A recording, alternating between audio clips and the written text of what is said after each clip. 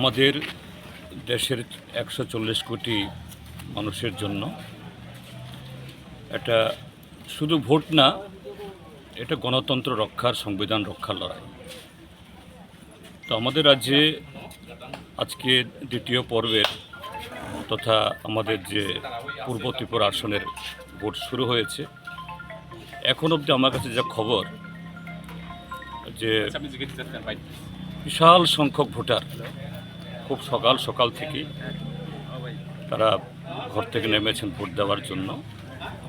শাসক দল ভারতীয় জনতা পার্টি, যারা ত্রিপুরাজ্যের মধ্যে ইতিমধ্যেই জনধিকৃত, জনগণ থেকে বিচ্ছিন্ন, এই সরব প্রচার শেষ হওয়ার পর থেকে বিভিন্ন জায়গা থেকে পশ্চিম ত্রিপুরা যা করেছে, এখানে করার চেষ্টা করেছে আমাদের এই সাবরুম বিভাগেও। কিন্তু এখন অবধি জনগণের যে উচ্ছ্বাস, জনগণের যে মেজাজ, এটাতে তারা খুব বেশি সেরকমভাবে পশ্চিম ত্রিপুরা যেরকম করেছে এরকম করতে পারেনি বলে আমার কাছে খবর।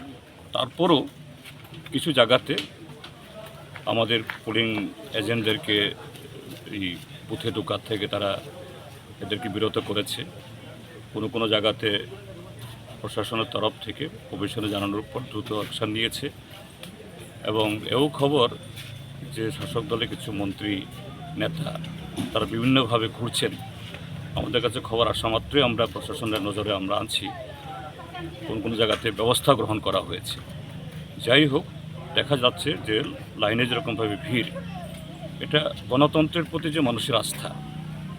শাসক দল চায় যে মানুষ ভোট তাদের না দিক, তাদের হয়ে ছাপ্পা ভোট দিয়ে তারা সেরকমভাবে প্রতিনিধি নির্বাচিত করবে। হয়তোবা পূর্ব ত্রিপুরা আসনে এটা সম্ভব হবে না।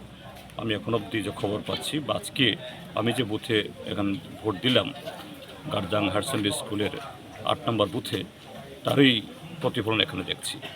সেদিক থেকে আমি ত্রিপুরার যে ভোটারদেরকে, জনগণদেরকে, রাজনীতি সচেতন মানুষকে আমি কুর্নিশ জানাবো, শেষ পর্যন্ত এটা রক্ষা করতে হবে। এখনও শেষ হয়নি, যুদ্ধ মাত্র শুরু হয়েছে, চলছে।